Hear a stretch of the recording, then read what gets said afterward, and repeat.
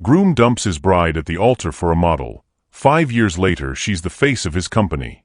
The cameras flashed like lightning, splitting a summer sky. The crowd gasped, a collective intake of breath so sharp it seemed to suck the oxygen from the grand ballroom of the Bel Air Bay Club. And there, beneath a cascade of white roses and crystal chandeliers that cost more than most people's mortgages, Keke Palmer stood alone at the altar in her custom ivory gown, mascara beginning its inevitable descent down her carefully made-up face. Thomas Reynolds, the man who had promised her forever just 6 months ago on a beach in Santorini, walked away hand in hand with Kendall Jenner. 5 years later, that same man would sign a contract making Keke the face of his billion-dollar company. But we're getting ahead of ourselves. Before we dive into today's story, I want to give a huge shout-out to all of you who've been liking, commenting, and sharing these stories. You don't know how much it means. If you're new here, hit that subscribe button because trust me, you don't want to miss what's coming. Now, I want you to drop in the comments right now, where are you watching from? What city? What country? Let's see how far this community reaches. And stick around because today's story, this one's going to hit differently. Welcome back to Mr. Paul's Stories, where we turn heartbreak into lessons and pain into power. Now, let's begin today's story. Los Angeles, California, the morning of the wedding 5 years ago. The California sun poured through the floor-to-ceiling windows of the bridal suite like liquid gold, painting everything it touched with a kind of warmth that made promises feel permanent.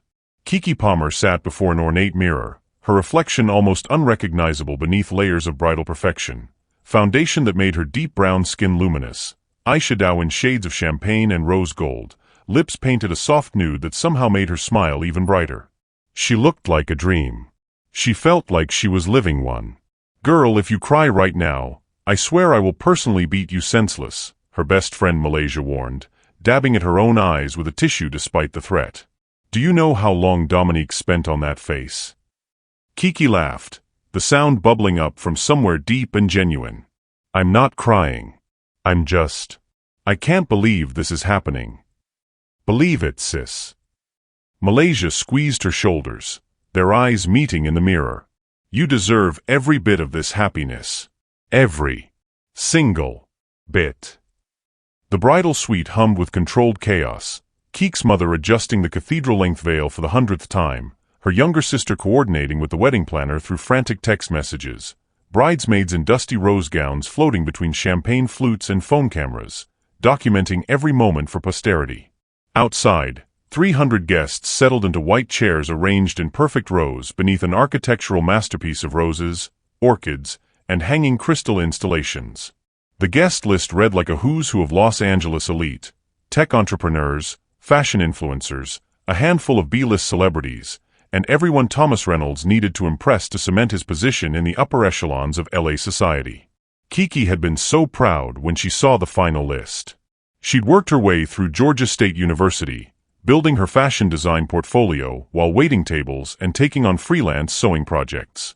She'd moved to LA with nothing but talent, determination, and 2 overstuffed suitcases. Meeting Thomas at a tech and fashion fusion event 18 months ago had felt like the universe finally acknowledging her hard work. He was successful, ambitious, charming. He came from old money but presented himself as self-made. He'd pursued her relentlessly, showering her with attention that felt intoxicating after years of grinding in obscurity. When he proposed at that beach in Santorini, with photographers he'd secretly hired capturing every angle, Keke had felt like she'd finally made it. Like she finally mattered. 5 minutes, ladies.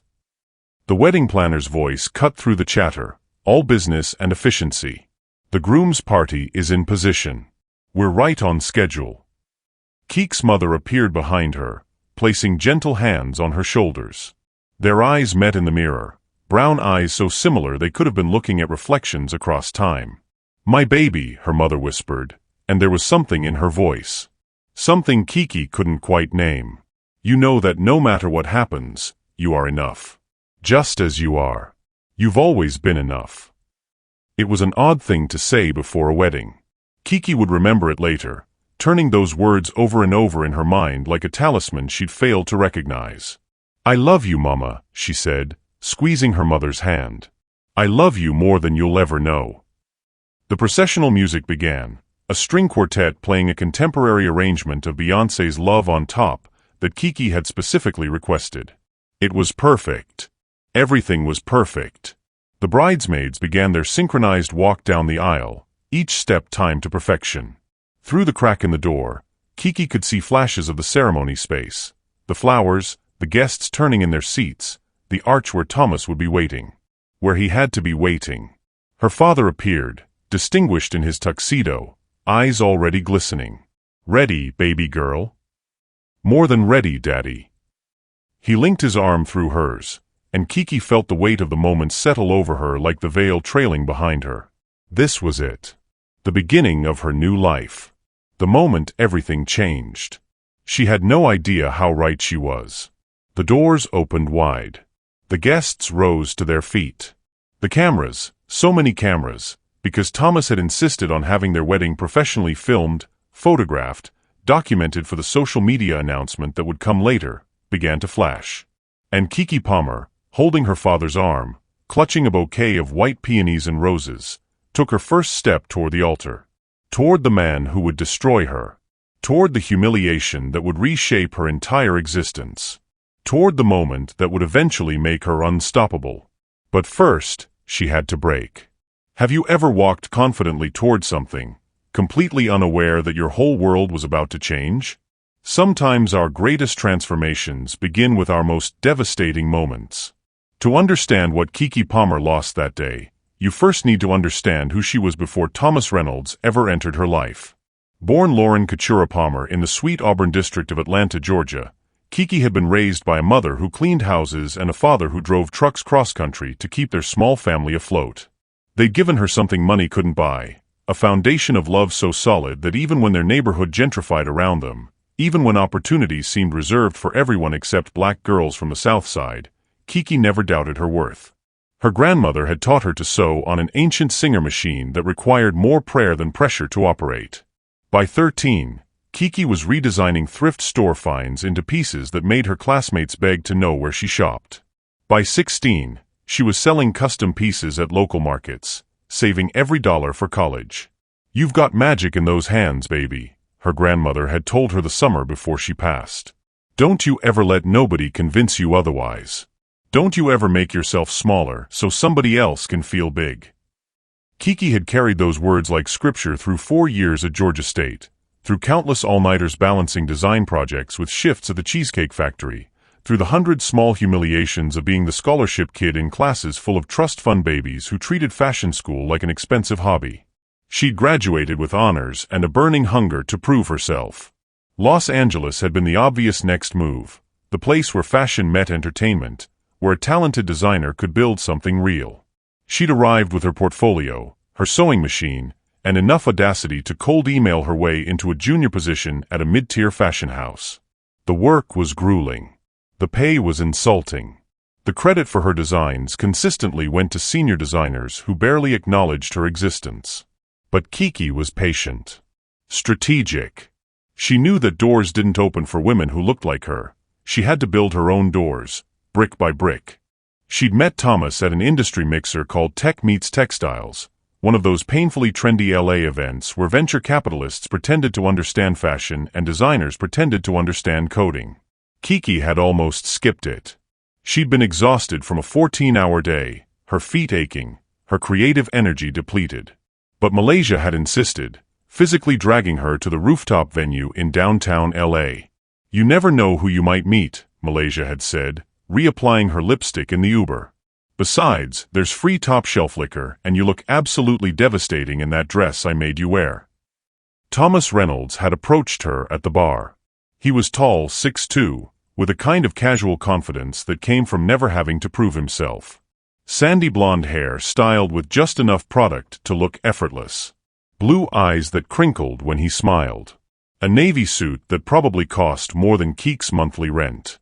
"That's a bold choice," he'd said, gesturing to her outfit, a deconstructed blazer she designed herself, paired with high-waisted trousers and vintage Jordans.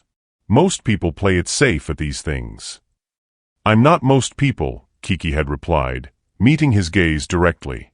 His smile had widened. "No. I can see that." They'd talked for 3 hours, long after Malaysia had given up and left with a promising entertainment lawyer. Thomas was knowledgeable about fashion tech, the intersection of wearable technology and design. His company, Raywear Incorporated, was developing smart fabrics, textiles that could monitor health metrics, change color with temperature, integrate seamlessly with devices. But more than that, he'd seemed genuinely interested in Keek's work. He'd asked to see her portfolio, had scrolled through her designs with what appeared to be authentic appreciation. "You're incredibly talented," he'd said, and the way he looked at her had made something flutter in her chest. "Why are you wasting your time as someone's assistant?" "Because talent without opportunity is just a nice hobby," Kiki had answered honestly. "And opportunities don't exactly fall from the sky for girls like me." Girls like you.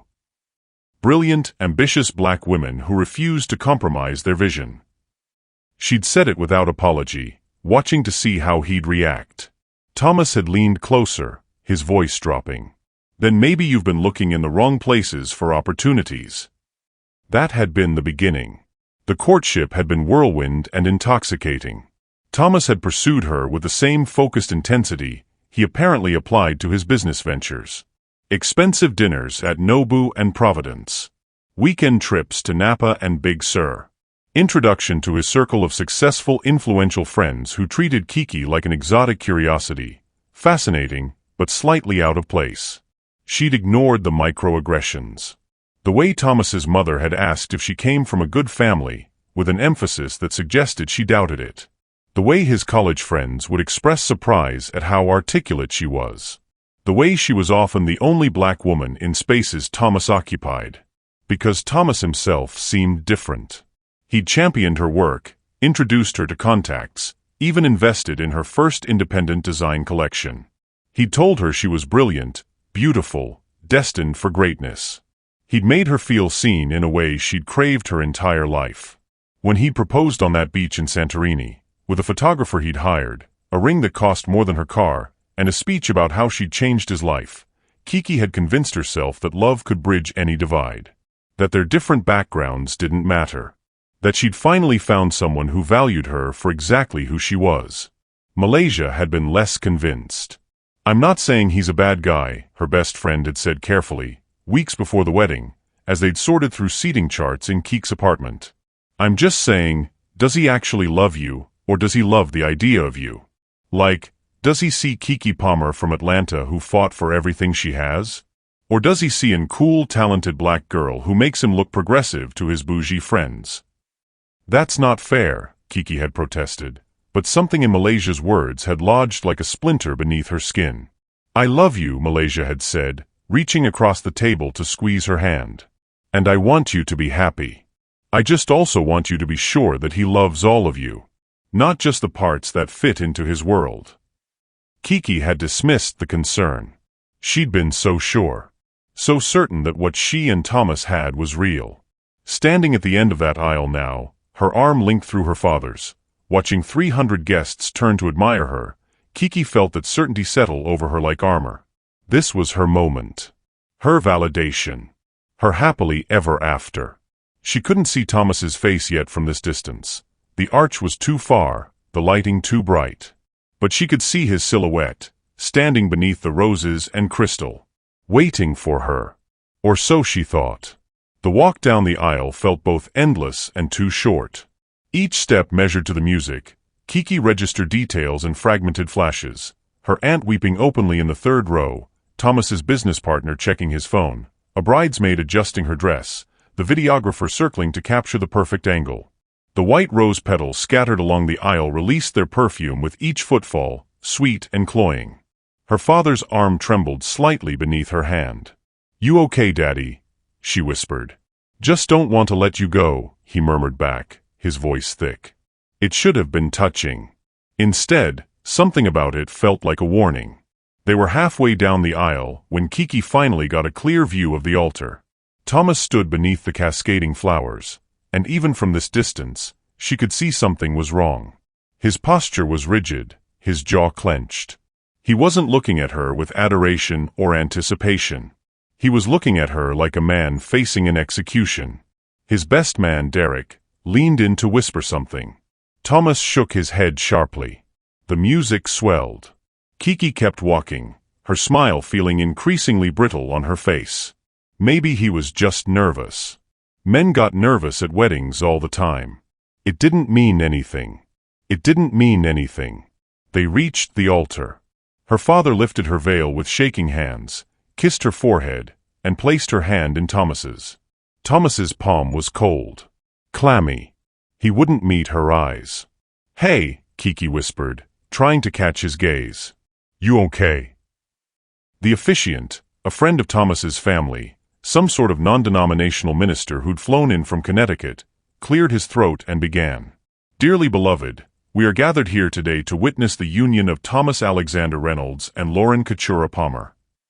The words washed over Kiki like white noise. She was too focused on Thomas, on the way he kept swallowing hard, on the sheen of sweat visible on his forehead despite the climate-controlled perfection of the venue. "Thomas," she whispered again, more urgently. A commitment not to be entered into lightly, but with reverence, honor, and joy. Something was happening in the back of the venue. Kiki heard it before she saw it, a ripple of whispers, chairs creaking as guests turned to look, the unmistakable sound of a door opening. The officiant paused, confused. Thomas's hand tightened around Keek's for just a moment, and then he let go. "I'm sorry," he said, so quietly she almost didn't hear him. "What?" Keek's heart began hammering against her ribs.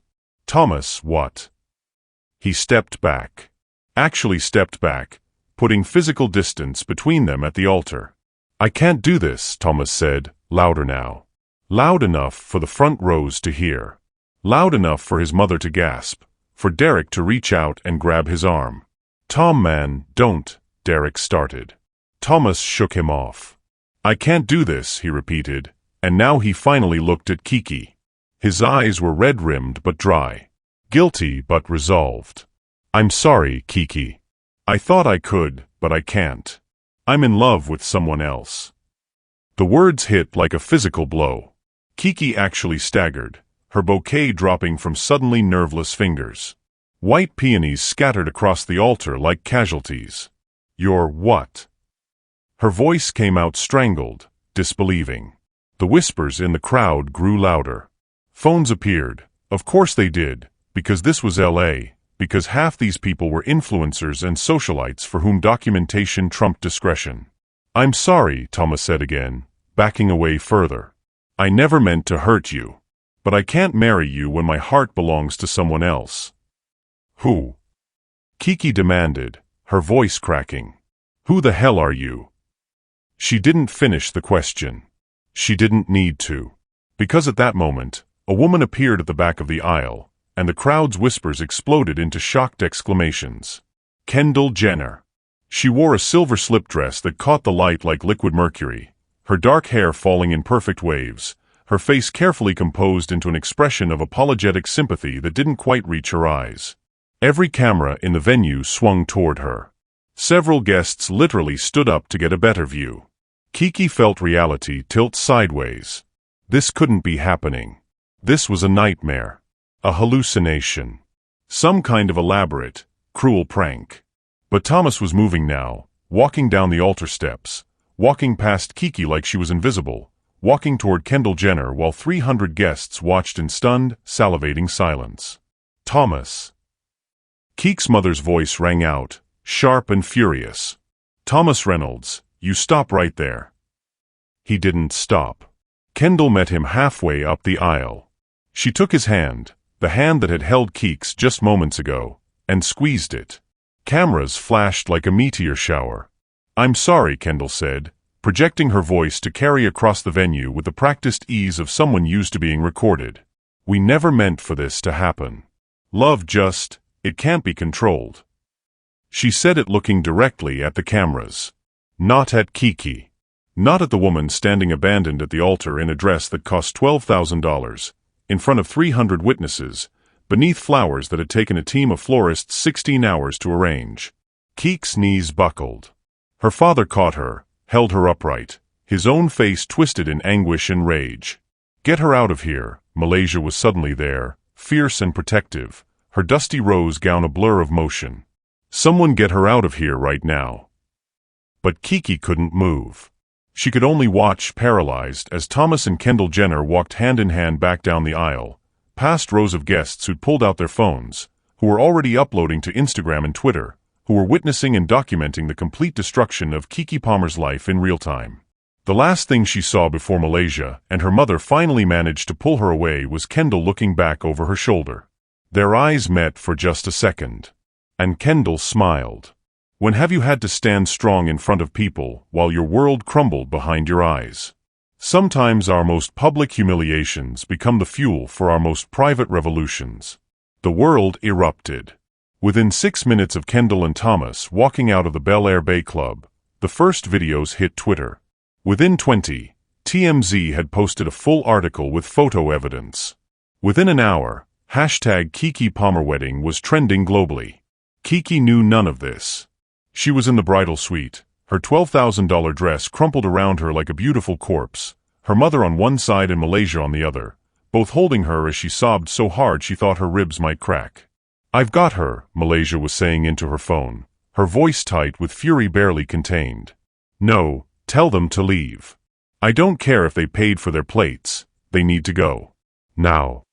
Someone had locked the door to the suite, keeping out the wedding guests who transformed from well-wishers into voyeurs, their phones documenting every angle of Keke's humiliation. She could hear them outside, the murmur of shocked conversation, the occasional flash of camera phones against the door's frosted glass. "Baby, breathe," her mother whispered, smoothing back Keke's hair. "Just breathe." But breathing felt impossible. The air seemed too thin, her corset too tight, the walls too close. Everything was spinning, spiraling, breaking apart like a building demolished from the inside out. "He knew," Keke gasped between sobs. "He knew. All this time he knew." Because that was the thing that kept circling her mind, vicious and relentless. Thomas hadn't just fallen for Kendall spontaneously. You didn't plan that kind of entrance, coordinate that kind of timing, unless this had been happening for a while. Unless he'd been lying to Keke for weeks, maybe months. Standing at that altar, saying vows he never intended to keep, looking into her eyes and knowing he would destroy her. "I'm going to kill him," Malaysia said flatly. "I'm genuinely going to commit a murder." Despite everything, the corner of Keke's mouth twitched. "Don't. Orange is not your color." "For you? I'd wear orange." The door handle rattled. "Keke." Her father's voice, thick with emotion. "Baby girl, let me in." Her mother opened the door just wide enough for him to slip through, then locked it again immediately. His face was ashen, aged 10 years in the span of an hour. His hands shook as he reached for his daughter. "Daddy," Keke whispered, and collapsed into his arms like she was 10 years old again. "I got you," he said, his voice breaking. "I got you, baby. I got you." They stayed like that for a long time. Keke curled against her father's chest while her mother stroked her hair and Malaysia paced like a caged animal, fielding calls and making decisions Keke couldn't bear to make herself. Finally, when the sobs had subsided into hiccuping breaths and hollow exhaustion, Malaysia crouched in front of her. "Okay," she said gently. "Here's what's going to happen. I've got a car waiting at the service entrance. We're going to get you out of this dress, into something you can move in, and we're getting you out of here. Not your apartment. The vultures are probably already camped out there. My place. You're staying with me until we figure this out. My stuff. Already being handled. Your sister's coordinating with building security to pack your essentials." Keke blinked. "When did you?" "While you were crying. I'm an excellent multitasker." Malaysia's expression softened. "You don't have to think right now, Keke. You don't have to plan or decide or be strong. We've got you. We're going to get you somewhere safe, and then we're going to figure out how to burn Thomas Reynolds' entire existence to the ground. But first, we get you out." The photos would later circulate on gossip sites. Keke Palmer, still in her full bridal makeup but wearing borrowed sweats and a hoodie, being hustled into an SUV through the service entrance of the venue where she was supposed to have gotten married. Her face was swollen from crying. Her hair, so carefully styled, was a mess. She looked destroyed. The photos were captioned with gleeful cruelty, ditched bride flees in shame, and Kendall Jenner's newest conquest leaves Keke Palmer in the dust. Keke would see them eventually. Months later, when she'd built enough emotional scar tissue to withstand it. But in that moment, curled in the back seat between Malaysia and her mother, she knew nothing except the sound of her own breathing and the city lights blurring past the tinted windows. They drove for 40 minutes in silence. Malaysia's apartment was a loft in Silver Lake, all exposed brick and industrial lighting, the kind of space that screamed creative professional who actually made it. She'd bought it 2 years ago with money from her marketing firm, and it had become a refuge for both of them during LA's inevitable rough patches. Never rougher than this. Guest rooms made up, Malaysia said, unlocking the door. There's toiletries in the bathroom. I unplugged the Wi-Fi router and your phone is going in this drawer. She held up a kitchen drawer with emphasis, where you cannot see it. Social media is a war zone right now, and you don't need that poison in your head. I should make a statement, Keke said numbly. I should. People are talking. Let them talk, her mother said firmly. You don't owe anyone an explanation. Not one word. But that was easy for her mother to say. She didn't understand how social media worked, how narratives could be written and rewritten in real time, how silence could be weaponized against you. Keke knew. And she knew that right now, while she was falling apart in a borrowed loft, Kendall Jenner's team was probably crafting the perfect statement, something beautifully worded about following your heart, and not meaning to hurt anyone that would make Kendall look sympathetic while painting Keke as the unfortunate casualty of true love. The thought made her physically sick. She barely made it to the bathroom before vomiting. The first 3 days were a blur. Keke slept for what felt like years, waking only to cry, shower, and occasionally force down whatever food Malaysia left by her bedside. Her phone stayed in the drawer. The Wi-Fi stayed off.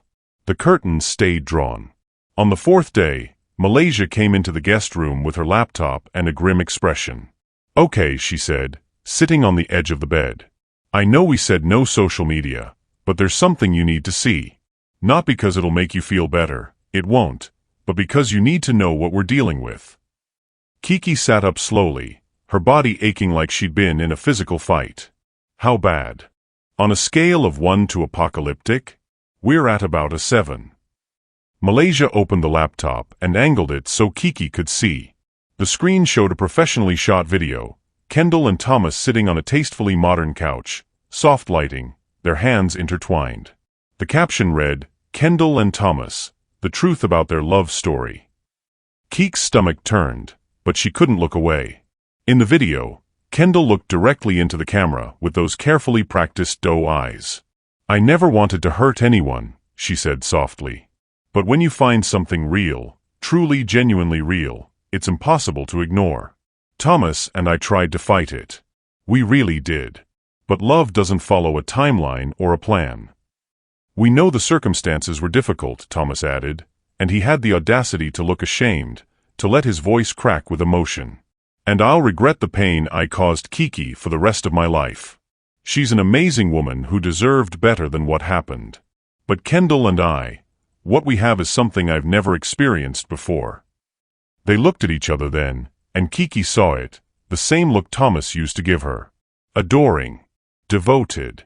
Completely convincing. It was all a performance. It had always been a performance. There's more, Malaysia said quietly. They're calling it the love story of the year. Thomas's company stock actually went up because apparently investors think the publicity is good for brand visibility. Kendall gained 3 million new followers.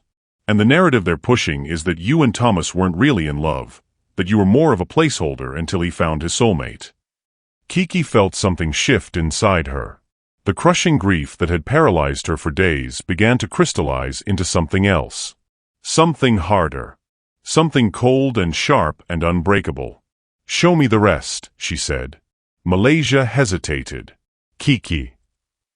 All of it. I need to see all of it. So Malaysia showed her. The memes. The think pieces debating whether Kendall was a homewrecker or a romantic. The tabloid covers declaring them LA's most beautiful couple. The social media posts analyzing every detail of the wedding day, what Keke wore, how she looked when Thomas walked away, the exact moment her face crumpled in devastation. They'd turned her heartbreak into entertainment, her humiliation into content, her worst moment into a trending topic. "I'm going to destroy them," Kiki said quietly. Malaysia looked at her, startled. "What?" "Not today. Not tomorrow. But someday."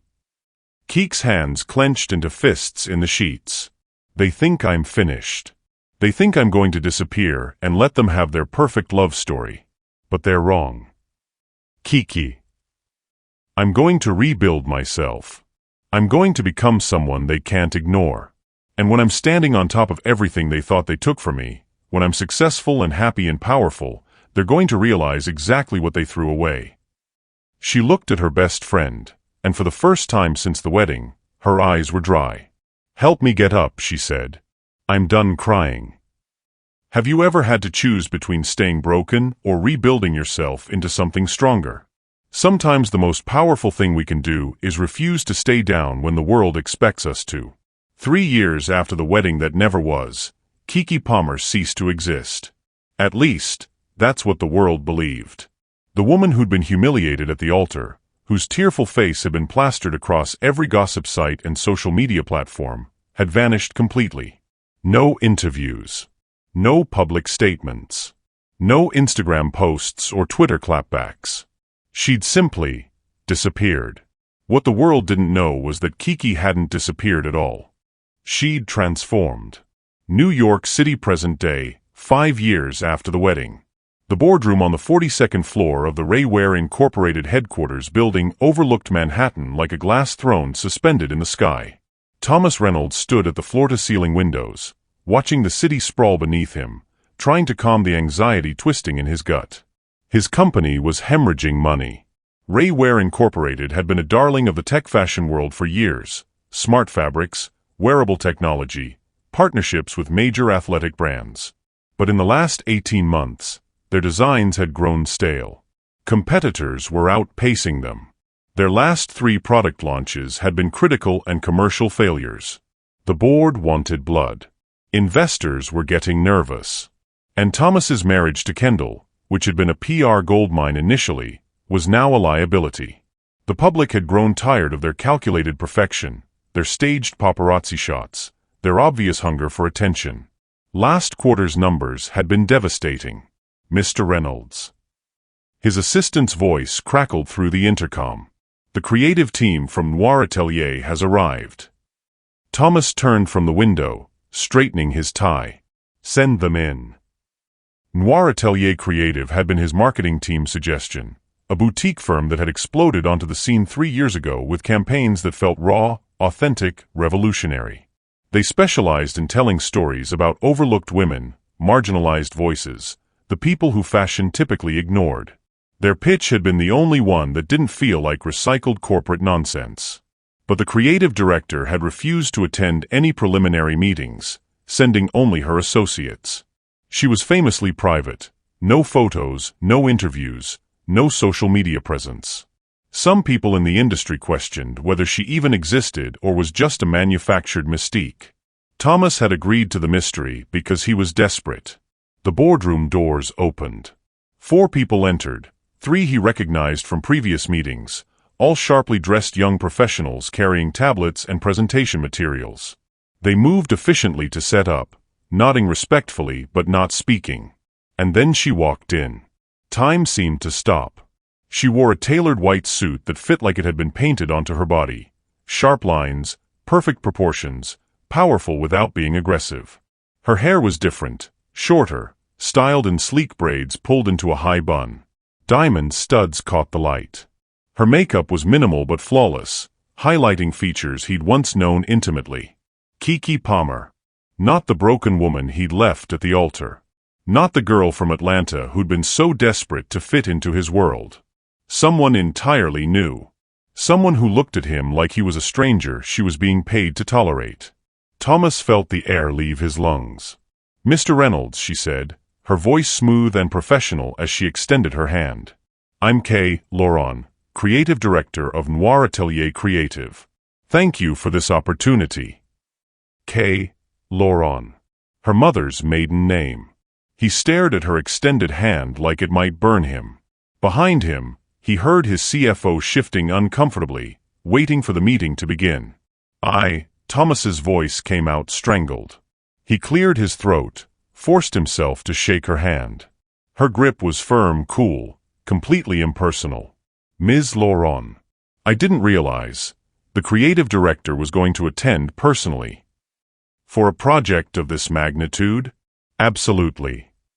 She released his hand and moved to the head of the conference table like she owned it.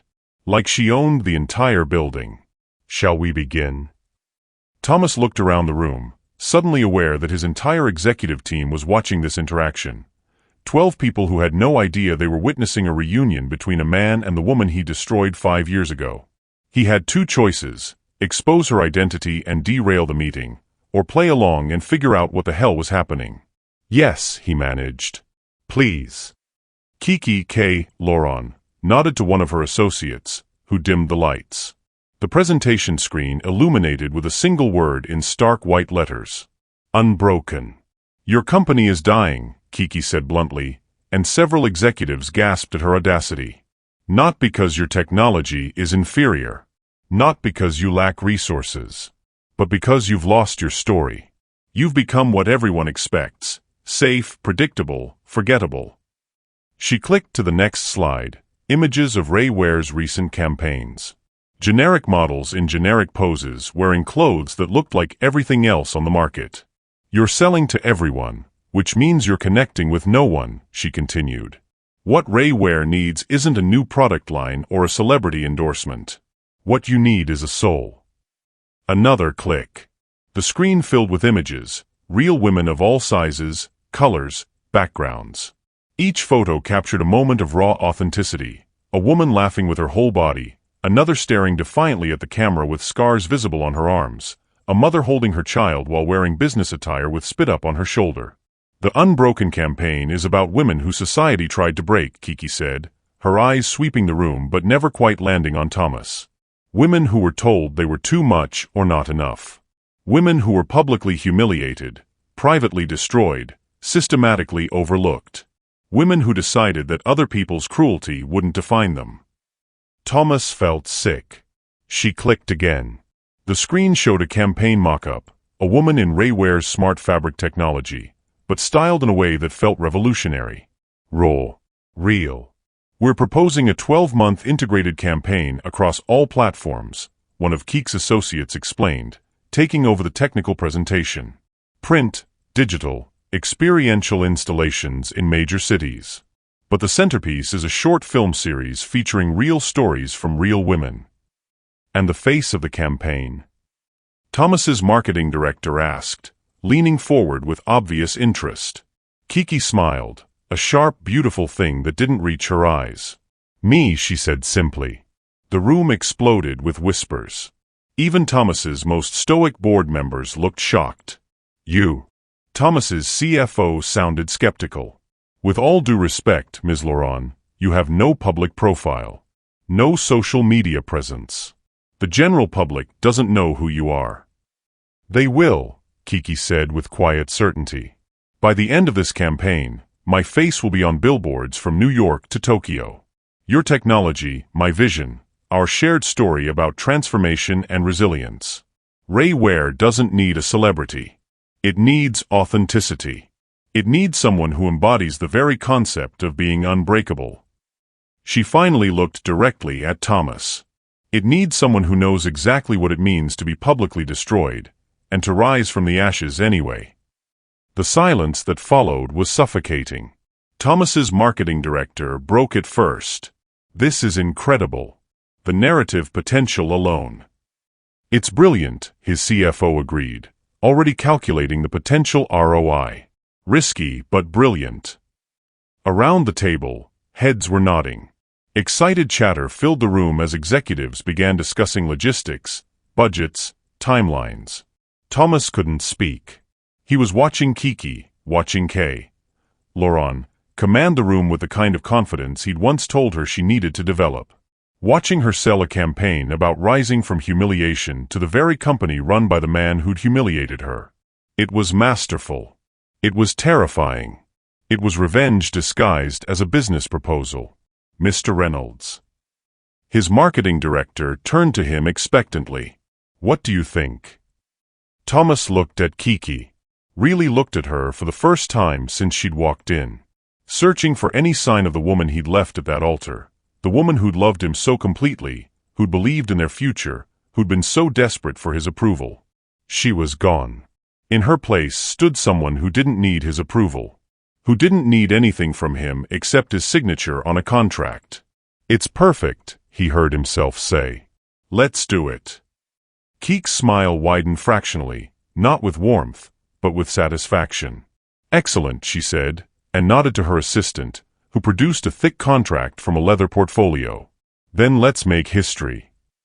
As the team began discussing next steps, as his executives crowded around the contract with pens already in hand, Thomas remained frozen in his chair. The woman he'd destroyed had just walked back into his life. And this time, she held all the power. The meeting lasted another 90 minutes. Kiki K. Laurent was brilliant, fielding questions with expertise, negotiating terms with the precision of someone who knew exactly what she was worth. Her team was equally impressive, clearly well-trained and fiercely loyal to their director. Finally, as the sun began setting over Manhattan, painting the boardroom in shades of gold and amber, the contracts were signed. We'll be in touch within 48 hours to begin the preliminary phase, Kiki said, gathering her materials with the help of her associates. I assume your team can have the preliminary budget allocated by end of week? Absolutely, Thomas's CFO confirmed, practically vibrating with excitement at the prospect of a campaign that might actually save the company. One by one, the executives filed out, already on their phones, already spreading word of the revolutionary campaign that was going to transform Rayware Inc. Until only Thomas and Kiki remained. She took her time packing her laptop, her movements deliberate and unhurried. She didn't look at him, didn't acknowledge his presence, as if he were just another piece of furniture in the room. Finally, when her bag was packed and her team was waiting by the elevators, she turned to him. Kiki, Thomas started, his voice raw. It's K. Laurent, she corrected coolly. Kiki Palmer doesn't exist anymore. You made sure of that. I didn't know, I never thought. That I'd survive? She tilted her head, studying him like a scientist examining a specimen. That I'd rebuild? That I'd become successful enough to stand in front of you as an equal. He had no words. No excuse. No explanation that didn't sound pathetic. You left me at an altar in front of 300 people, Kiki said softly, her voice never rising above conversational level but cutting deeper than any scream. You held my hand, looked into my eyes, and walked away for a woman whose name you probably can't even remember half the time. Thomas flinched. She was right. His marriage to Kendall had been a disaster, ending in a messy divorce 18 months ago when she'd left him for a movie producer. So here's what's going to happen, Kiki continued, slinging her bag over her shoulder. For the next 12 months, we're going to work together. Your company is going to benefit from my talent, my vision, my story. I'm going to save Rayware Incorporated from bankruptcy. And you're going to watch as the woman you discarded becomes the most recognizable face in fashion. She started toward the door, then paused, looking back at him one more time. And Thomas? You're going to understand, finally, exactly what you threw away. The door closed behind her with a soft click. Thomas stood alone in the empty boardroom as the sun set on the city, as the shadows grew long, as the weight of his past decisions settled over him like a suffocating blanket. Kiki Palmer had returned. And she was magnificent. The campaign launch was scheduled for 6 weeks out. 6 weeks of meetings, fittings, creative sessions, and strategic planning. 6 weeks of Kiki walking through Rayware's offices like she owned them, commanding respect from every department, transforming the company's entire visual identity with a vision so clear and powerful that even the most skeptical executives became believers. 6 weeks of Thomas watching from the sidelines as the woman he destroyed became untouchable. The first photo shoot took place in a converted warehouse in Brooklyn, all exposed brick and industrial lighting, the kind of raw aesthetic that Noir Atelier had become famous for. Thomas had insisted on attending, telling himself it was his responsibility as CEO to oversee such a crucial project. He was lying to himself. He came because he couldn't stay away. Kiki stood in front of the camera wearing Rayware's new smart fabric collection, a sleek black bodysuit embedded with biometric sensors, paired with an oversized blazer she'd redesigned herself. The technology was Thomas's. The artistry was all hers. "More power," the photographer called out. "Give me that energy, like you're walking into a room full of people who doubted you." Kiki's expression shifted. Her chin lifted. Her shoulders squared. Her eyes locked onto the camera with an intensity that made everyone in the studio go silent. Click. Click. Click. The images appearing on the monitor were breathtaking. "That's it," the photographer shouted. "That's the campaign right there." Thomas stood in the shadows, watching, unable to look away. This wasn't the Kiki he'd known, the woman who'd been so eager to please, so desperate to fit into his world. This Kiki didn't fit into anyone's world. She created her own. Mr. Reynolds.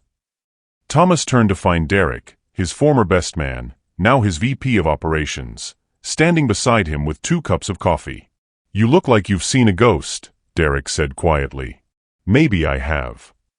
Derek followed his gaze to where Kiki was now laughing with the styling team, radiant and confident and completely at ease. "You know this is insane, right? Working with her after what happened." The board approved it. "The board doesn't know who she is. You could tell them." "And say what?" Thomas turned to face his friend. "That the brilliant creative director we just hired is the woman I humiliated 5 years ago? That I'm so uncomfortable with her success that we should torpedo our own company's salvation. I'm saying this doesn't feel like a business arrangement. It feels like revenge." Thomas laughed bitterly. "Yeah, it probably is. Then why are you letting her do this?" Thomas looked back at Kiki. At that exact moment, she glanced his way. Their eyes met across the crowded studio. She didn't smile, didn't frown, just held his gaze for 3 seconds before turning back to the camera. "Because I deserve it," Thomas said quietly. The campaign materials were extraordinary. Within 2 weeks, Kiki had transformed Rayware's entire visual identity. Gone were the sterile, corporate aesthetics. In their place, raw emotion, authentic stories, real women wearing technology that enhanced rather than defined them. The centerpiece was a short film, 7 minutes of Kiki's voice narrating her journey over images of women from all walks of life. She never mentioned the wedding. Never said Thomas's name. But everyone who watched it understood the subtext. "I was broken in public," her voice said over footage of a woman standing alone in an empty event space. "Photographed at my lowest moment. Turned into entertainment for people who'd never know my name." The scene shifted, same woman, now in a design studio creating. But breaking isn't the end of the story. It's the beginning. Because when you have nothing left to lose, you discover what you're truly made of. More women appeared on screen, building businesses, raising children, creating art, surviving, thriving. This is for everyone who was told they weren't enough. Who was left behind. Who was supposed to disappear quietly. This is for everyone who decided that other people's cruelty wouldn't write the final chapter. The film ended with Kiki standing in front of a mirror, wearing Rayware's technology, her reflection multiplying infinitely. "We are unbroken. And we are unstoppable." When the marketing team screened the film for Thomas and the board, there wasn't a dry eye in the room. "It's perfect," his CMO breathed. "This is going to change everything." Thomas sat in silence, the weight of Kiki's words pressing against his chest like a physical force. She'd turned their history into art, his cruelty into her triumph. But triumph, Thomas was learning, came with a price. The announcement of the Unbroken campaign generated immediate buzz. Fashion blogs, tech sites, business publications all covering Rayware's bold new direction. Kiki's face began appearing in trade publications.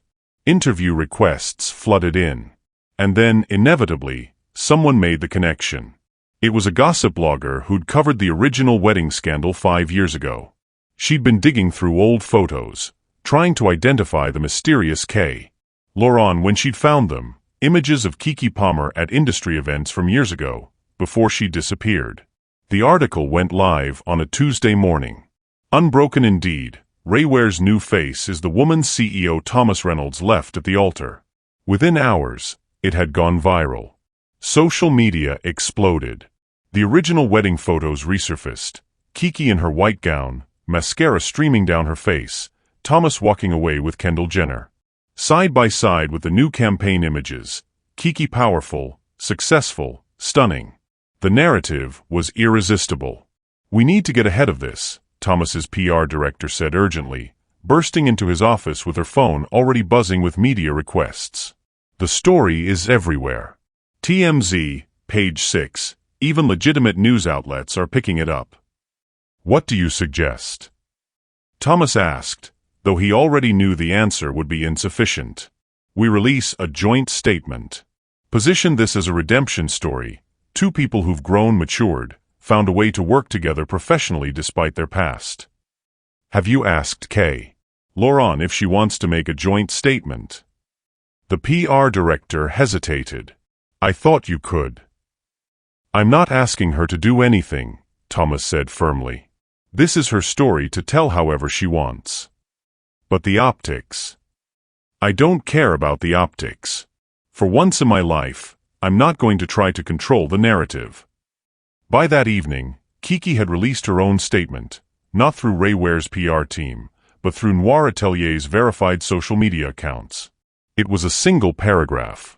"5 years ago, I experienced something that nearly destroyed me. I could have let that moment define the rest of my life. Instead, I chose to let it refine me. The Unbroken campaign isn't about revenge. It's about resilience. It's about every person who's ever had to rebuild themselves from scratch. And yes, there's a certain poetry in partnering with Rayware for this project. Sometimes life gives you the opportunity to show people exactly who you became after they stopped paying attention. I'm grateful for that opportunity. And I'm grateful for every woman who sees herself in this story." The response was overwhelming.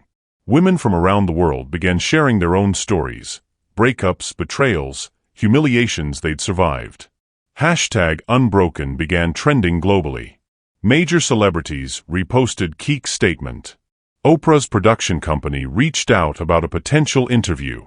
The campaign hadn't even officially launched yet, and it was already the most talked about thing in fashion. Rayware's stock price jumped 23% in a single day. Thomas should have been celebrating. His company was saved. The board was ecstatic. Investors were calling to congratulate him on the brilliant campaign. Instead, he felt hollow. Late that night, unable to sleep, Thomas found himself scrolling through the old wedding photos that had resurfaced online.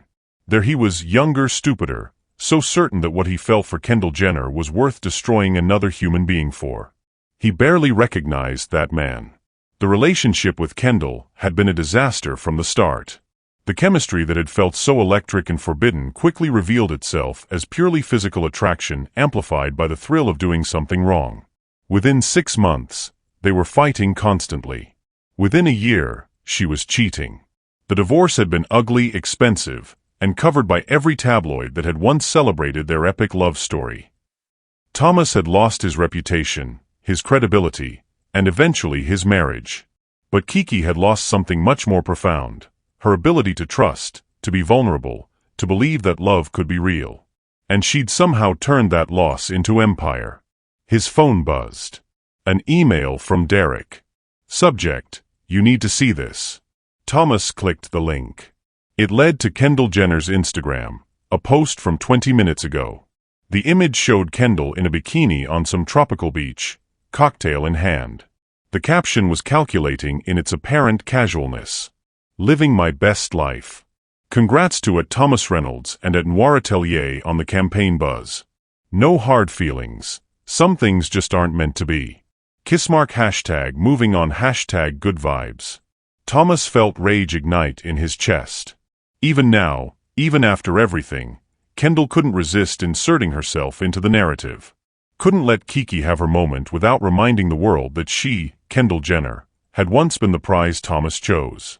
Before he could think better of it, Thomas was on his feet, grabbing his keys, heading for the elevator. He drove to Noir Atelier's office in Tribeca, a converted loft space that matched Keek's aesthetic perfectly. The lights were still on despite the late hour. Of course they were. He was learning that Kiki worked with the same obsessive drive that had once fueled his own success. He buzzed the intercom. "It's Thomas," he said when someone answered. "I need to speak with Kay Laurent." A pause. Then, "It's almost midnight, Mr. Reynolds." "I know. It's important." Another pause. Then the door buzzed open. Kiki was waiting on the third floor, leaning against her office doorframe in jeans and a Noir Atelier hoodie, arms crossed, expression unreadable. "This better be about business," she said. "Kendall posted about the campaign." "I saw. I'm sorry. I'll make her take it down. You'll do nothing," Kiki interrupted, "because I don't need you to fight my battles. I don't need you to protect me. And I certainly don't need you showing up at my office at midnight playing the guilt-ridden hero. That's not why I'm here." "Then why are you here, Thomas?" He stood there, struggling to find words that didn't sound pathetic or self-serving. "Because seeing those photos again, seeing what I did to you, made you feel bad?" Keek's laugh was sharp. "Good. You should feel bad. You should feel terrible. But your guilt isn't my problem to solve. I know that. I need you to know that I understand now. What I threw away. Who you were. Who you've become. And what do you want me to do with that information? Forgive you? Tell you it's okay?" Thomas stopped, forced himself to be honest. "I want to deserve to be in the same room as you. And I know I don't." Something shifted in Keek's expression. Not softening exactly, but a crack in the armor. "You're right," she said quietly. "You don't. The man who left me at that altar doesn't deserve anything from me. But you know what? I didn't build this empire to punish you. I built it to save myself. Your guilt, your regret, your late-night epiphanies, those are yours to carry. Not mine." She pushed off from the doorframe, standing at her full height. "The campaign launches in 3 weeks. Until then, we work together professionally. After that, you go back to your life and I go back to mine. That's the deal. Can you handle that?" Thomas nodded, not trusting his voice. "Good. Now get out of my office. Some of us still have work to do." He turned to leave, then paused. "For what it's worth, Kiki, you're extraordinary. You always were. I was just too stupid and selfish to see it." "I know," she said simply. "That's why this works." Thomas walked back out into the New York night, the city lights blurring through the moisture gathering in his eyes. He'd come looking for absolution. What he'd found instead was the truth. Kiki Palmer didn't need his apology, his recognition, or his regret. She'd already moved so far beyond him that he was barely visible in her rearview mirror. And somehow, that hurt worse than anything. The Unbroken campaign launched on a Monday morning in September, exactly 5 years and 3 months after the wedding that never was. It started with a single billboard in Times Square. Keek's face, 50 feet tall, staring down at the intersection of the world with an expression that conveyed both vulnerability and unshakable strength. The tagline was simple. "They tried to break me. I became unbreakable." Within hours, similar billboards appeared in Los Angeles, Chicago, Atlanta, London, Paris, Tokyo. The short film went live across all platforms simultaneously. Keek's Instagram account, silent for 5 years, posted for the first time with a single image, her standing in front of that Times Square billboard, her back to the camera, looking up at her own face. The caption, "For everyone who ever had to start over. This is for us." The response was seismic. Within 6 hours, the post had 3 million likes. Within 12, it had 10 million. Celebrity after celebrity shared their own stories of resilience in the comments. Taraji P. Henson, Gabrielle Union, Serena Williams, women who'd faced their own public crucibles and emerged transformed. #Unbroken wasn't just trending. It was a movement. Ray Ware's website crashed from traffic. Pre-orders for the campaign collection exceeded their entire previous year's sales. Stock prices didn't just climb, they soared. Thomas watched it all unfold from his office, his phone buzzing with congratulatory messages from investors, board members, business publications requesting interviews. Everyone wanted to talk about the brilliant strategy, the cultural moment they'd captured, the resurrection of Ray Ware Inc. No one seemed to notice that he'd had almost nothing to do with it. This was all Kiki. Her vision. Her story. Her triumph. He was just the man who'd once tried to destroy her, now profiting from her refusal to stay destroyed. The irony was not lost on him. The official launch party was held at the Shed in Hudson Yards, a massive cultural space transformed for the evening into an immersive exhibition of the unbroken campaign. Projections of women's stories covered the walls. The collection hung on display like art installations. A live orchestra played haunting arrangements of contemporary songs about resilience and rebirth.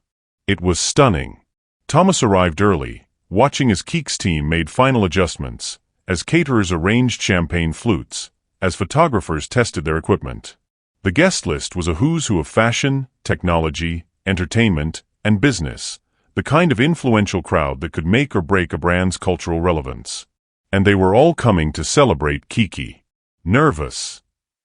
Derek appeared at his elbow, surveying the space with obvious appreciation. Should I be? Well, you're about to spend an evening watching 300 powerful people fawn over the woman you publicly humiliated. So yeah, maybe a little nervous would be appropriate. Thomas took a drink from a passing server, downing half of it in one gulp. She's going to be incredible tonight. She's incredible every day. You just finally noticed. Before Thomas could respond, a ripple of energy moved through the space. Heads turned. Conversations paused. Cameras lifted. Kiki had arrived. She wore a gown from her own collection, a masterpiece of architectural design in deep midnight blue, embedded with Ray Ware's biometric technology that made the fabric shimmer and shift with her movements. Her hair was styled in natural curls that framed her face like a crown. Minimal jewelry, just the diamond studs she always wore and a simple bracelet. She didn't need adornment. She was the statement. The crowd parted as she moved through the space, greeting guests with warmth and grace. Every major fashion editor wanted a moment with her. Every tech journalist angled for a quote. Celebrities posed for photos with her like she was the star and they were the fans. And through it all, Kiki remained grounded. Present. Genuine. She'd told her story to the world, and the world had listened. Thomas watched from the periphery, nursing his drink, acutely aware that he was witnessing something historic. Not just a successful product launch, but a cultural shift. Kiki Palmer K. Laurent had redefined what it meant to survive public humiliation. She'd turned trauma into art, pain into power, devastation into empire. She was magnificent. Thomas. He turned to find his mother standing beside him, elegant as always in a designer gown, her expression carefully neutral. Mom. I didn't know you were coming. I wouldn't miss it. This campaign is extraordinary. She paused, her eyes following Kiki across the room. That's her, isn't it? The girl from the wedding. Thomas tensed. Yes. She's remarkable. Nothing like I remembered. She was always remarkable. We just didn't see it. His mother was quiet for a moment, watching Kiki laugh at something Anna Wintour was saying, completely at ease among fashion royalty. I owe you an apology, his mother said finally. Thomas looked at her, startled. What? I encouraged you to break things off with her. Before the wedding. I told you she didn't fit our world, that she'd always be trying to catch up, that you deserved someone who understood your background. The admission hit Thomas like a physical blow. He'd suspected his mother's influence, but hearing her confirm it was different. And then Kendall came along, his mother continued, and she seemed perfect. Successful, beautiful, from the right circles. I thought I was helping you avoid a mistake. You were wrong. I was terrified, his mother corrected gently. Terrified that you were marrying someone I didn't understand. Someone who might take you away from the life we'd built for you. But I was wrong about what mattered. And I'm sorry for that. I'm sorry for pushing you toward a decision that hurt an innocent woman so deeply." Thomas stared at his mother, this woman who'd never apologized for anything in her life, now admitting fault 5 years too late. "She doesn't need our apologies," he said quietly. "Look at her. She's beyond all of that now." "Perhaps. But you still need to give them. Not for her sake. For yours." Before Thomas could respond, the lights dimmed. A hush fell over the crowd. Kiki moved to a small stage at the center of the space, a microphone in her hand. "Thank you all for being here," she began, her voice carrying effortlessly through the cavernous space. 5 years ago, I experienced one of the most painful moments of my life. Many of you saw it. Some of you documented it. A few of you probably even enjoyed it." Nervous laughter rippled through the crowd. "I don't say that with bitterness," Kiki continued, her expression open and honest.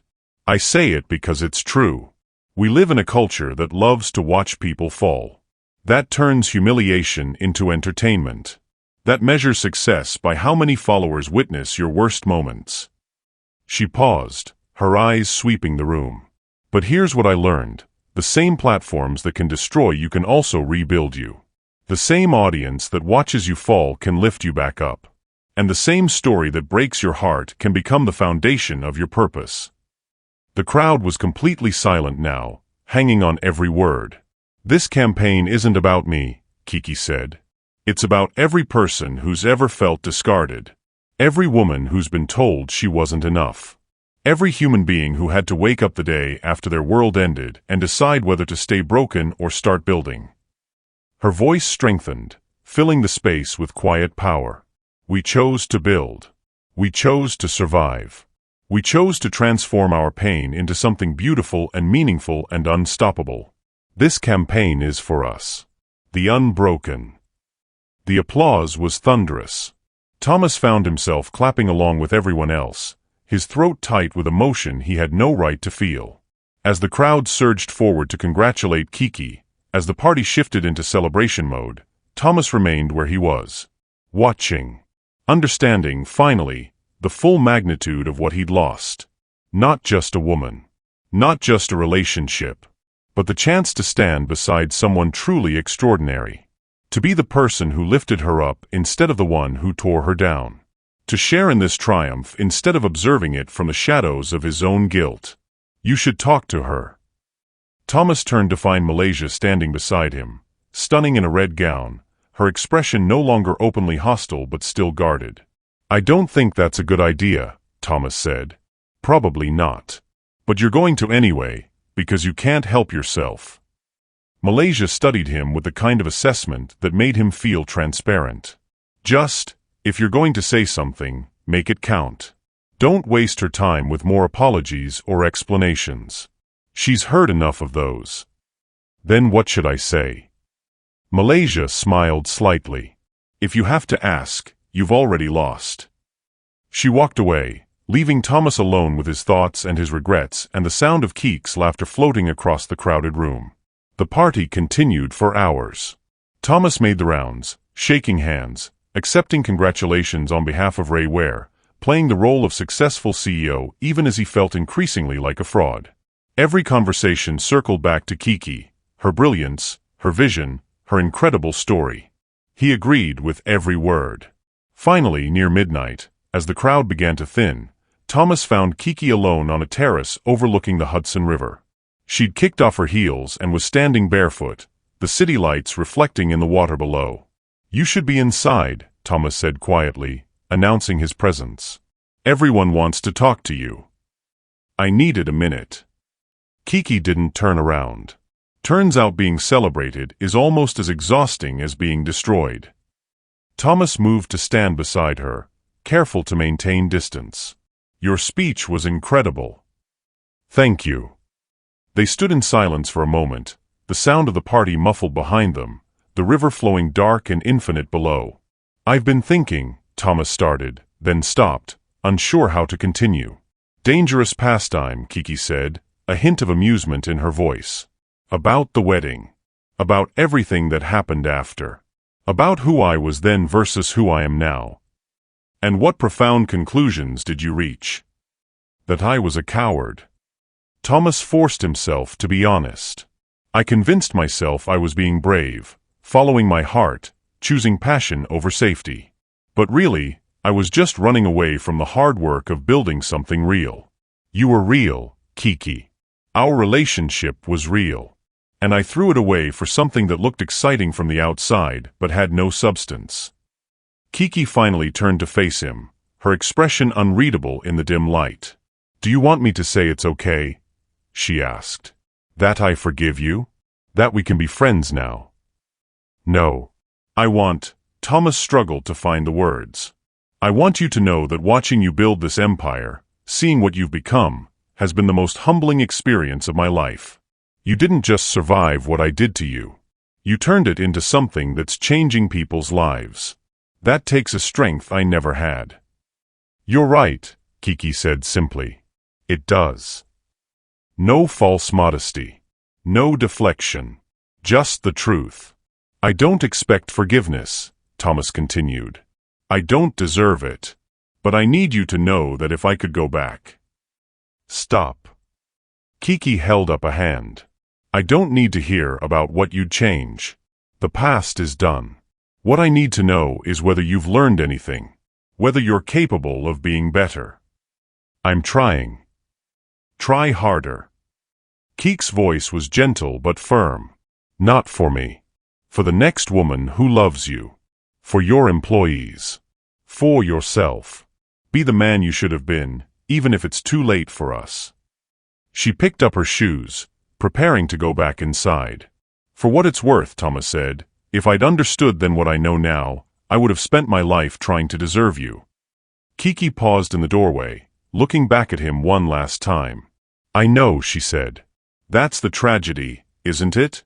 You finally see my value right when it stops mattering whether you do or not. She disappeared back into the party, leaving Thomas alone with the river and the stars and the crushing weight of wisdom acquired too late. But something had shifted. Not forgiveness. Kiki was right that he didn't deserve that. But perhaps the beginning of understanding. The beginning of becoming someone better. The beginning of letting go. The unbroken campaign exploded beyond anyone's wildest projections. Within 2 weeks of launch, it had generated over $200 million in revenue for Rayware Incorporated. The collection sold out globally. Kiki's face graced the covers of Vogue, Forbes, Time, and Elle. Interview requests came from Oprah, Gayle King, Trevor Noah. Universities invited her to speak. Foundations asked her to join their boards.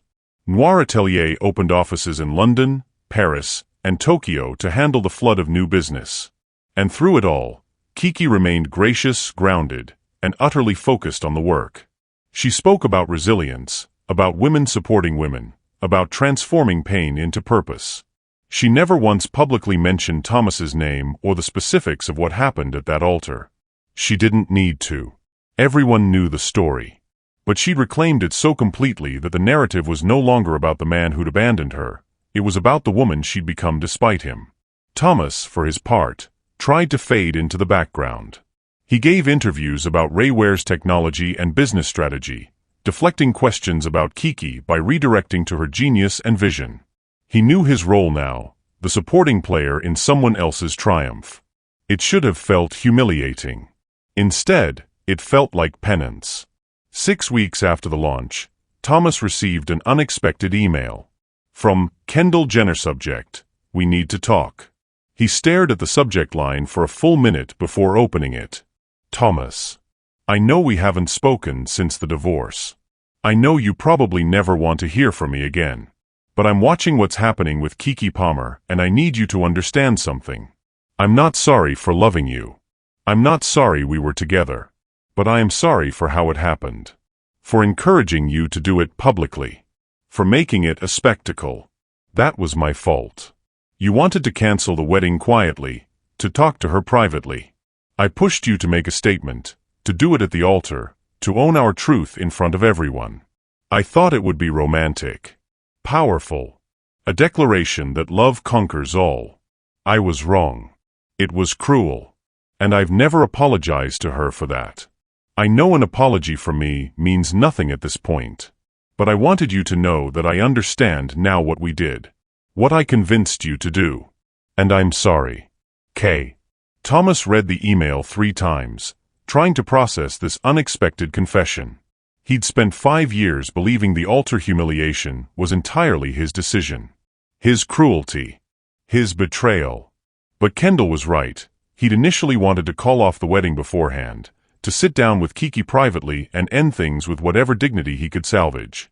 It was Kendall who'd convinced him that honesty demanded a public declaration. That hiding their love was a betrayal of its authenticity. That real passion required grand gestures. He'd been so drunk on infatuation, so convinced that what he felt for Kendall was worth any price, that he'd agreed. They'd choreographed Keek's destruction together.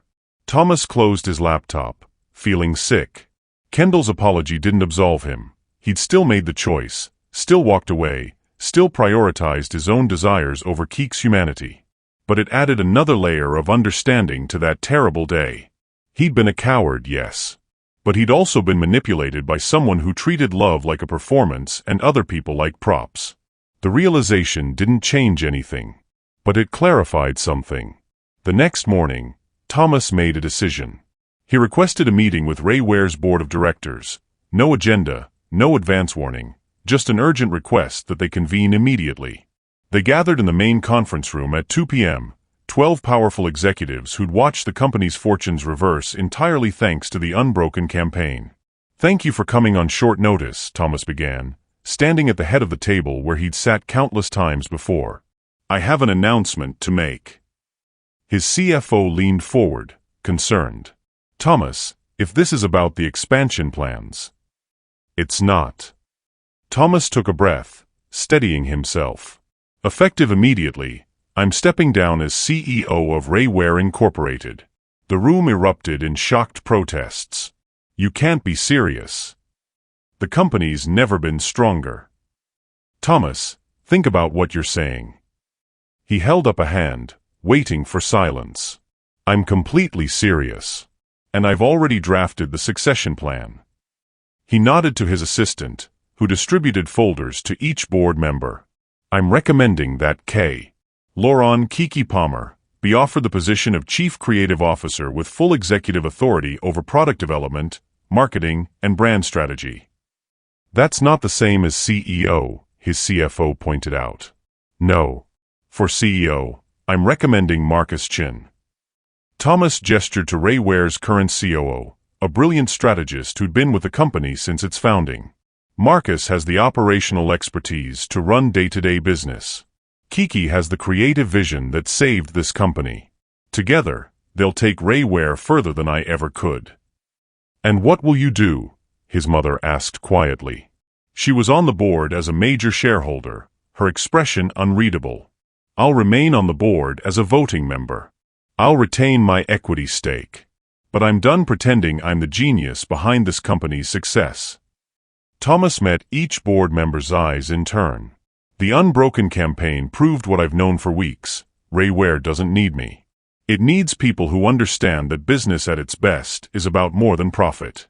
It's about purpose. And I've lost sight of that." "This is about Kiki Palmer," one of the board members said flatly. "Yes," Thomas admitted. "But not in the way you think. This isn't about guilt or redemption or trying to make amends. It's about recognizing that the best thing I can do for this company is step aside and let people more talented than me lead it." The room fell silent. Finally, his mother spoke. "I support Thomas's recommendation. We should put it to a vote." One by one, the board members voted. It wasn't unanimous. Some argued Thomas was being rash, that he should take time to reconsider, but the majority agreed. Marcus Chun was named CEO. Kiki Palmer would be offered the CCO position. And Thomas Reynolds, for the first time in his adult life, would not be running a company. Kiki received the offer via email at 4:47 p.m. She was in her Tribeca office, reviewing designs for Noir Atelier's spring collection, when the notification appeared. She read it twice, then set down her phone and stared out the window at the Manhattan skyline. Chief Creative Officer of Rayware Inc. Full executive authority. Equity stake. Seat on the board. A salary that would make her one of the highest-paid creative executives in the industry. And Thomas stepping down to make room for her. Malaysia knocked on her office door, then entered without waiting for permission. I just got a call from Rayware's head of HR. Did you? Yeah. Kiki was still staring out the window. I got the offer. That manipulative son of a bitch. But Malaysia's voice lacked real heat. He's trying to buy your forgiveness. No. Kiki shook her head slowly. I don't think he is. I think he's trying to do something decent for once in his life. Are you going to take it? That was the question, wasn't it? Kiki had built Noir Atelier from nothing. It was hers, her vision, her rules, her empire. Taking the Rayware position would mean giving up some of that autonomy, working within a corporate structure, answering to a board. But it would also mean resources she'd never dreamed of. The ability to impact fashion and technology on a global scale. A platform to tell more stories, elevate more women, create more change. I don't know, Kiki admitted. Well, figure it out fast. Because TMZ just posted an article about Thomas stepping down and speculation is already insane. Kiki pulled out her phone. Sure enough, the news was everywhere. Business publications were calling it a shocking move. Fashion blogs were praising Thomas for recognizing Kiki's talent. Social media was divided between people calling it romantic and people calling it manipulative. Her phone rang. Unknown number. She almost didn't answer, but something made her pick up. Hello. Kiki. It's Thomas. Her breath caught. They hadn't spoken directly since the launch party 6 weeks ago. I heard about the offer, she said carefully. I wanted to explain before you heard it from someone else. This isn't a grand gesture. It's not about us. It's about what's right for the company. You're stepping down. I'm stepping back. There's a difference. She could hear him choosing his words carefully. I built this company on good technology and decent business sense. But I was never the visionary. That's you. It's always been you. The board needs to recognize that. So this is about guilt. This is about reality. Rayware is successful right now because of your work. You deserve to be compensated and credited appropriately.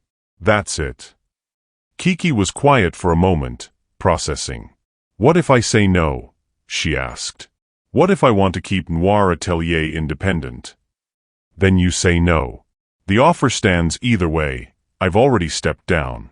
Marcus Chen is a great CEO. He'll do well with or without you. But he'll do better with you. You really think you can just step back? After being CEO for a decade? Thomas laughed, but it sounded hollow. Honestly? I'm terrified. My entire identity has been wrapped up in this company. I don't know who I am without it. Then why do it? Because staying would be cowardice. And I've been a coward long enough. Kiki stood, moving to the window, watching the city lights begin to flicker on as evening approached. I need time to think about this, she said finally. Take all the time you need. There's no pressure. Thomas. Yeah. Thank you. For stepping back. Whether I take the position or not, thank you for recognizing that it was the right thing to do. You're welcome. And Kiki? Whatever you decide, I hope you know that I genuinely want what's best for you. Even if that means never working with me again. They hung up. Kiki stood at the window for a long time, turning the decision over in her mind. This was it, the true fork in the road. She could keep Noir Atelier small, independent, entirely hers. Or she could step into the bigger arena, take the resources and platform being offered, and risk losing some of the control she'd fought so hard to maintain. Malaysia appeared beside her with 2 glasses of wine. So? Her best friend asked. Kiki took the offered glass, a smile slowly spreading across her face. So, I think it's time to show them what a girl from Atlanta can really do when she's given the keys to the kingdom. The press conference was held 2 weeks later. Rayware's headquarters building, main auditorium, every major business and fashion publication in attendance. Camera crews from CNN, Bloomberg, CNBC. The room was packed. Marcus Chun spoke first, outlining his vision for Rayware's operational future. He was impressive, confident, knowledgeable, clearly prepared for the role. Then Kiki stepped to the podium. She wore one of her own designs, a power suit in deep emerald green with Noir Atelier's signature tailoring, paired with Rayware's smart fabric technology. The combination was symbolic, independent creativity merged with corporate resources. 5 years ago, Kiki began, her voice steady and clear, I was destroyed in public. Today, I'm standing before you as the chief creative officer of a company worth over $2 billion. I want to talk about what changed between those two moments. The room was absolutely silent. What changed wasn't revenge. It wasn't bitterness. It wasn't even forgiveness. Kiki paused, making eye contact with journalists and executives throughout the room. What changed was my understanding of power. Real power isn't about destroying the people who hurt you. It's about building something so meaningful that their cruelty becomes irrelevant. She clicked to the first slide, a preview of Rayware's next campaign, already in development. Under my leadership, Rayware will continue to tell stories that matter. We'll continue to elevate voices that are typically silenced. We'll continue to prove that technology and humanity aren't opposing forces. They're collaborative partners in creating a more equitable world.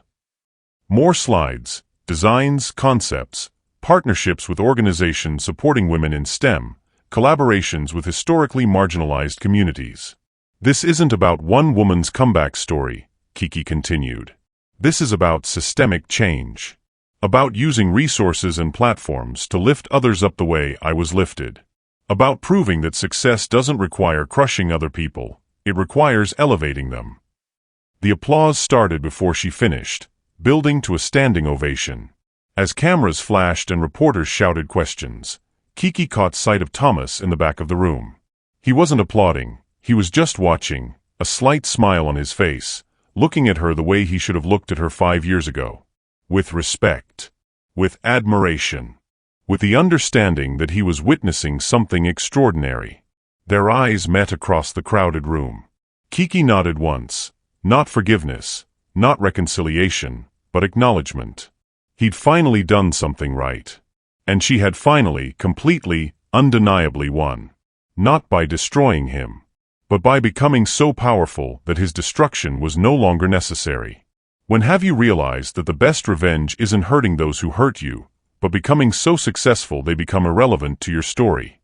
Sometimes winning means building something so beautiful that the past can't touch it.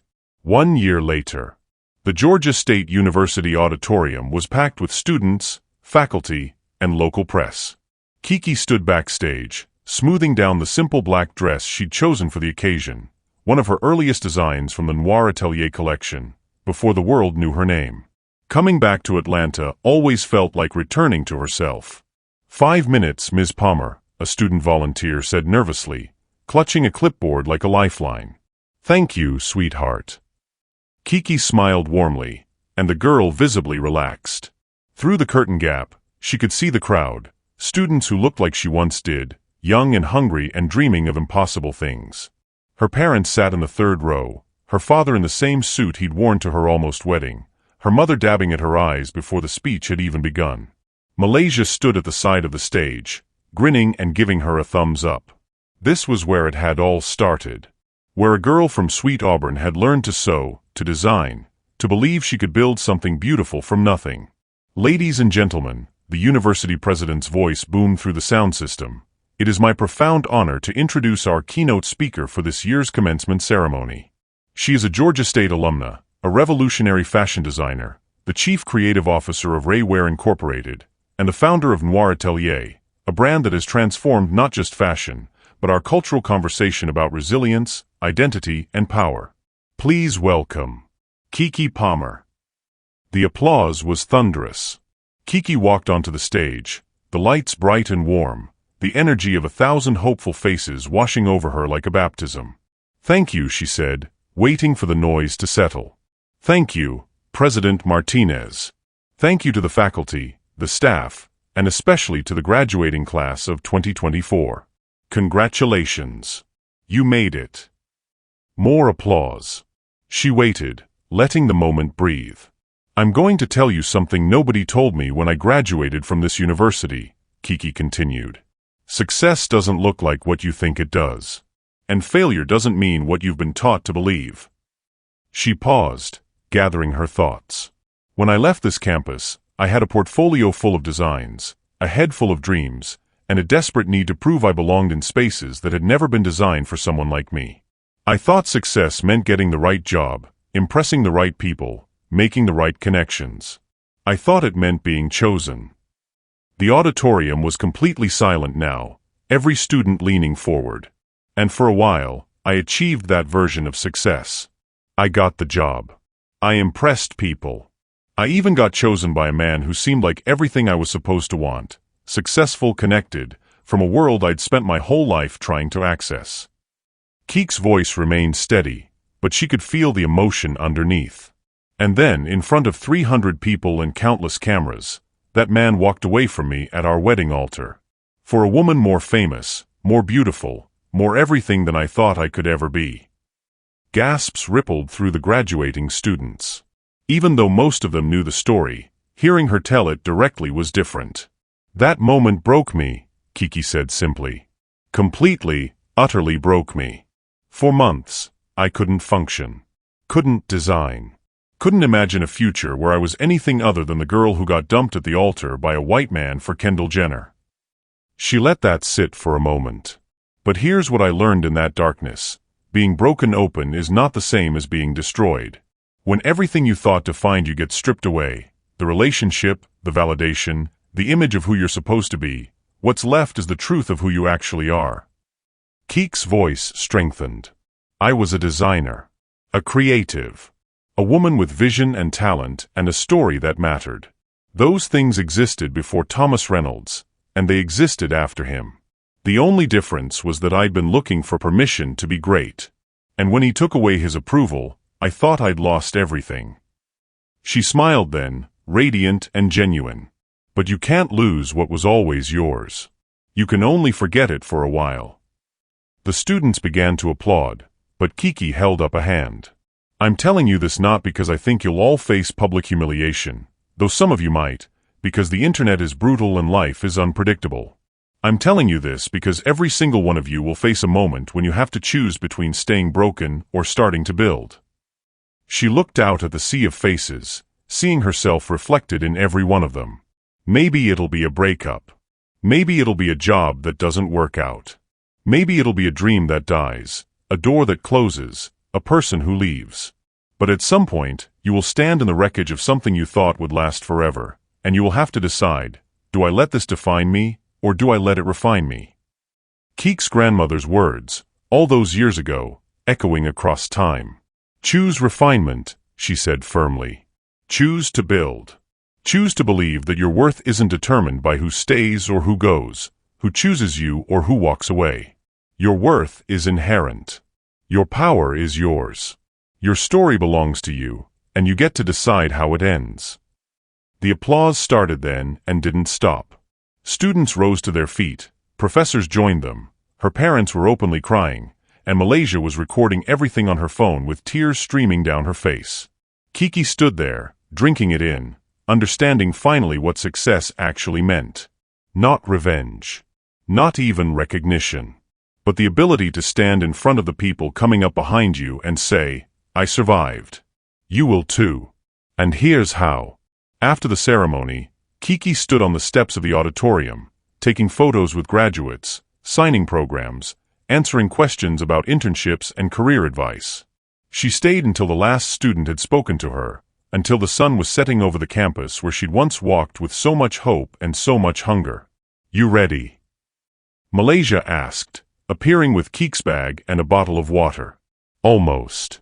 One more thing I need to do. Kiki walked across campus to the design building, climbed the stairs to the third floor, and found the studio where she'd spent countless late nights working on projects, dreaming of the future, becoming herself. It looked exactly the same sewing machines, the same cutting tables, the same wall of fabric samples. A new generation of students' work hung on the walls now, their dreams pinned up like prayers. She found her old workstation by the window.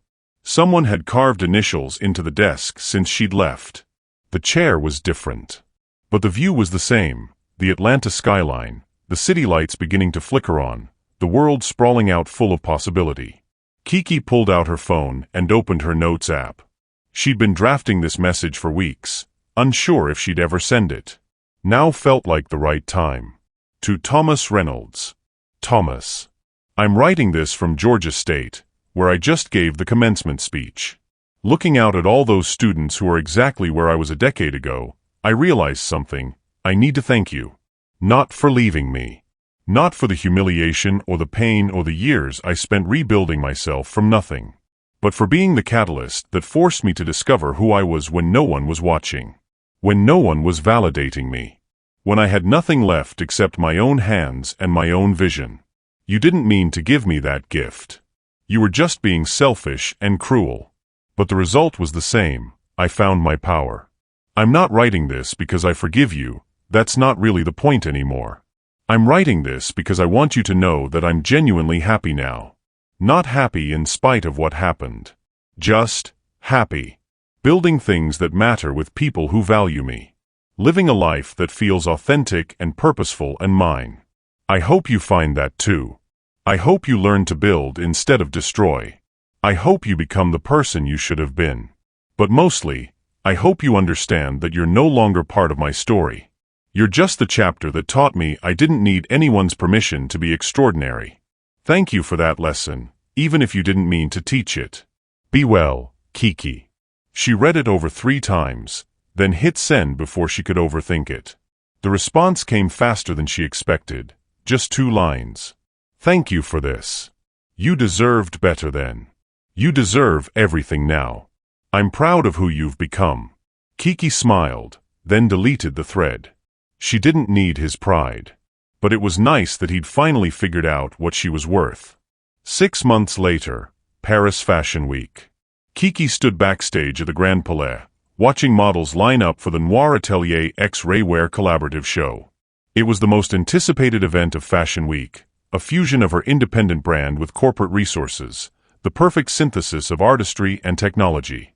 The collection was called Becoming, and it told the story of transformation through 27 looks that moved from darkness to light, from breaking to building, from who you were to who you're becoming. The finale piece was a wedding dress. Not traditional white, but a gradient that moved from deep midnight blue at the hem to brilliant white at the shoulders, a visual representation of emerging from darkness. Embedded with Raywear's technology, it shifted and shimmered with the model's movement, alive and dynamic and utterly breathtaking. It was the dress Kiki would have designed for herself if she'd known then what she knew now.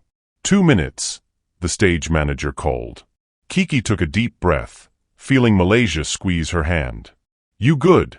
Her best friend asked. I'm perfect, Kiki said honestly. The lights dimmed. The music started, a haunting arrangement that built slowly from a single cello to a full orchestra. The first model stepped onto the runway. And Kiki Palmer, who'd once stood abandoned at an altar in front of 300 witnesses, watched as her vision walked down the most prestigious runway in the world in front of thousands. The crowd gasped at each look. Editors scribbled notes. Celebrities in the front row openly wept. By the time the finale piece appeared, that transformative wedding dress catching the light like hope made tangible, the entire audience was on its feet. Kiki was supposed to take her bow, to walk the runway and accept the applause. Instead, she stayed backstage, watching through the monitors, letting the work speak for itself. Because she'd learned the most important lesson of all. You don't need to be seen destroying what hurt you. You just need to be seen building something so beautiful that the past becomes irrelevant. The show ended to a 15-minute standing ovation. Backstage, amid the chaos of models changing and stylists celebrating and journalists demanding interviews, Kiki received a text from an unknown number. I watched the live stream. That wedding dress destroyed me in the best way. You've become everything you were always meant to be. Congratulations. T. Kiki read it once, smiled, and deleted it without responding. She had nothing left to say to Thomas Reynolds. Her life, her beautiful, hard-won, extraordinary life, was her response. And it was more powerful than any words could ever be. 5 years after walking away from that altar, Keke Palmer sat in her corner office at Ray Ware headquarters, looking out at the Manhattan skyline, and realized something profound. She'd stopped thinking about the wedding. Not because she'd forgotten, you don't forget trauma, but because it had been metabolized so completely into purpose that it no longer carried emotional weight. It was just the beginning of her story. Not the end. Not even the climax. Just the moment when everything changed and she discovered what she was capable of when she stopped waiting for permission and started building her own empire. Her phone buzzed, Malaysia, sending a photo. It showed Keke's billboard in Times Square, but someone had added graffiti at the bottom in perfect, beautiful script. She didn't just survive. She conquered. Keke laughed, saved the photo, and got back to work. There were more stories to tell. More women to elevate. More impossible things to build. And she had all the time in the world to build them. Because she was Keke Palmer. And she was unbreakable. This story is for everyone who's ever been publicly humiliated. For everyone who's been left, discarded, told they weren't enough.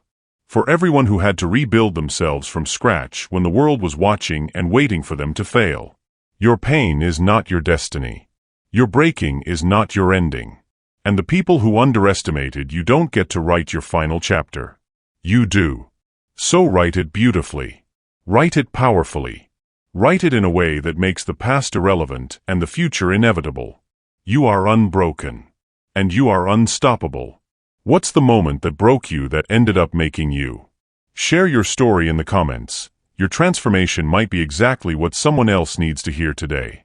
And if this story resonated with you, share it with someone who needs to remember their own power. Sometimes the best revenge is becoming so magnificent that revenge stops being the point. Hit that subscribe button for more stories about resilience, redemption, and the beautiful things that grow from broken places. See you in the next one. Thank you for watching this story to the end.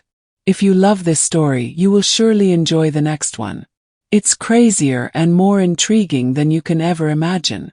So do check it out. Click on the image showing on your screen right now to watch the next one.